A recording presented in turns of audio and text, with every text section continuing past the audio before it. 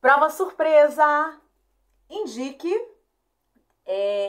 alternativa que contenha as desinências de tempo, modo, pessoa e número do verbo viajávamos. Alternativa A, vá-mos. Alternativa B, ava-mos. Alternativa C, ávamos. E alternativa D, vá-mos. E aí, você sabe a resposta? Então, a resposta você vai ter no final desse vídeo. Então, fica aí até o final, hein, gente? Bom, gente, eu sou a Renata Kelly. E aí, tô aqui na área de novo para a gente tirar dúvidas sobre um tema que cai, gente, em prova. Cai em concurso, cai no Enem. E assim, a gente acaba não dando muita atenção, porque, além de não dar muita atenção, é o princípio, né? A gente vai falar sobre as estruturas das palavras. Gente, o que vem na sua cabeça quando você ouve a palavra estrutura, hein? Tá, você pode falar sobre a estrutura do nosso corpo, que é o quê? O nosso esqueleto, né? É aquilo que dá meio que forma pro nosso corpo. Aí quando a gente, para quem entende aí de obra, né? Quando a gente fala estrutura de uma casa, é aquilo que dá o que? A base, né? Aquilo que vai dar a forma também à casa. Então, gente, quando a gente fala sobre, quando diz respeito à palavra, a gente também vai falar sobre a base, né? Sobre a formação daquela palavra, né? Então, gente, primeiro elemento, a palavra, a estrutura da palavra, ela tem alguns elementos que a compõem, tá? Vamos bem devagarzinho, que eu quero que você entenda muito bem. Porque qual é o meu objetivo? Que você passe no concurso, no Enem, na sua prova, que você vá bem, ou então simplesmente que você relembre. Não, eu não vou fazer nenhuma prova, não, mas é para o meu desenvolvimento pessoal. Eu quero entender, eu quero relembrar português, eu quero entender melhor algumas coisas que eu até aprendi, mas eu não lembro mais. Então, eu tô aqui para isso, tá? Para você chegar no teu objetivo, seja qual for ele. Então, a gente vai falar sobre o primeiro elemento, que é o radical. Gente, o radical, ele vem do latim que quer dizer raiz, né? É aquela questão assim, é aquilo primeiro. Então, ele nunca, não esqueça disso, gente, preste atenção. O radical, ele nunca vai mudar. Então, você vai observar a palavra e vai ver o que está mudando toda hora.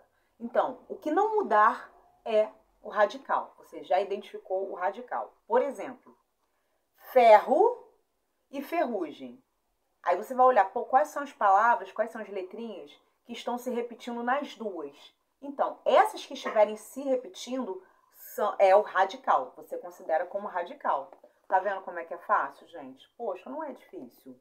Tá. O segundo elemento que eu venho trazer para vocês é o tema, gente. O tema nada mais é do que o radical, que você já conseguiu identificar, tá? O radical mais a vogal temática, que eu vou falar daqui a pouquinho sobre ela, tá? Então, por exemplo, quando a gente tem os verbos, a gente, lá no infinitivo, o que é o verbo no infinitivo, Renata? O verbo no infinitivo nada mais é do que o verbo sem conjugar. Por exemplo, eu amei. Fala aí o verbo sem conjugar. Amar.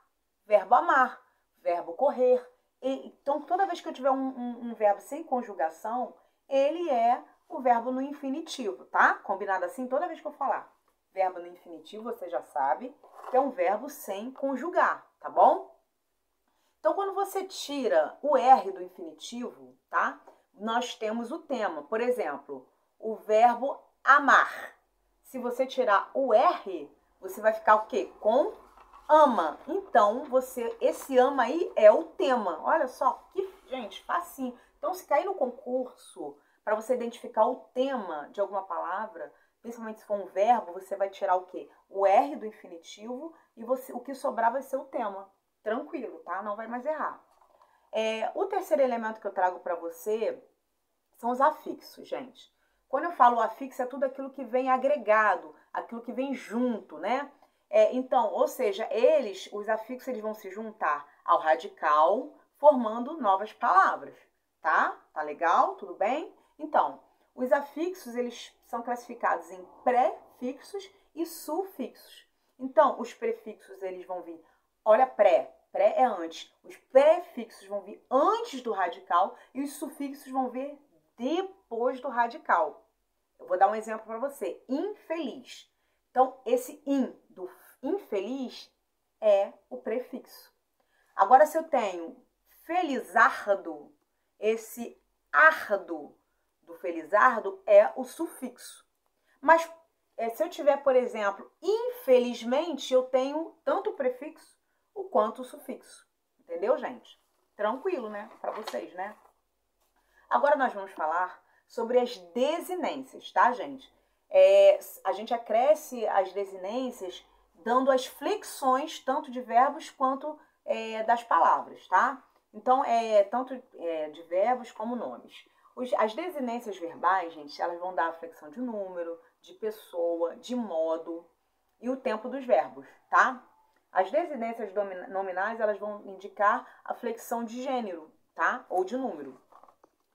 Por exemplo, ó, vou dar um exemplo para você.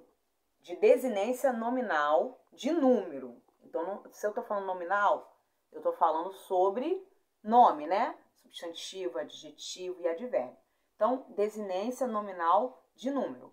Menina. Se eu tiver meninas, esse S aí é uma desinência de número, né? Agora, se eu tiver uma desinência nominal de gênero, por exemplo, garoto. Se eu falar garota, esse A é uma desinência de gênero, tá? Agora, vamos falar sobre a desinência verbal, gente. A desinência verbal, por exemplo, se você tiver assim, ó, eu como. Esse O aí é uma desinência número pessoal do verbo comer, que indica o que? A primeira pessoa do indicativo do singular, tá? O presente do indicativo. Tranquilo, gente?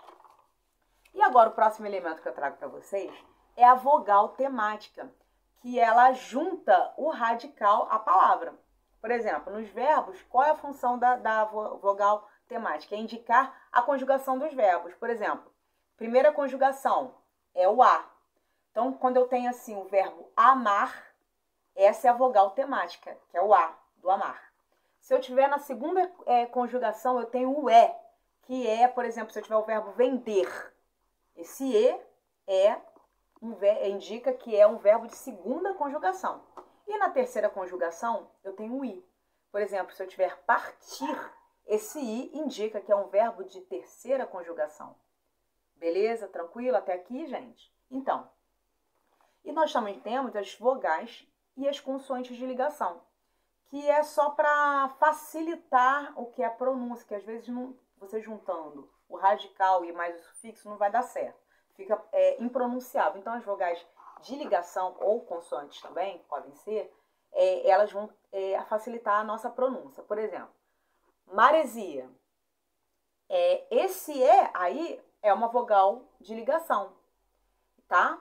E o zia é o sufixo. Então, para a gente não falar como é que você fala marzia, né? Tem que ter uma coisa que ligue aí para facilitar você falar. Concorda, gente? Então, agora sim, nós vamos corrigir a questão sobre a estrutura das palavras que eu falei lá no início, tá bom, gente? Então, nós temos o quê? O verbo viajávamos.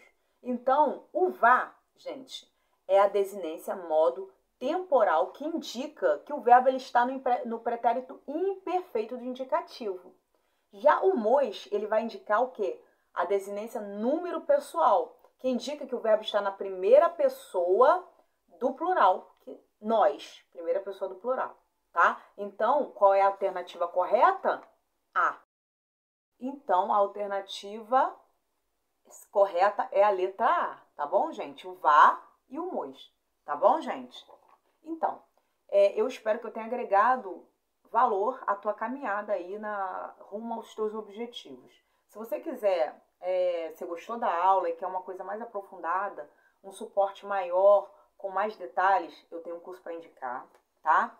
E vou deixar o link aqui na descrição. Se você precisa de aulas personalizadas, gente, para impulsionar, porque você precisa de resultados rápidos, você precisa gabaritar em língua portuguesa, a gente sabe que em concurso, língua portuguesa tem um peso muito grande, né? Então, eu também dou esse suporte personalizado, com planejamento de acordo com a sua dificuldade. Também vou deixar o zap aqui para você entrar em contato comigo, tá bom, gente? Então, um beijo e até a próxima.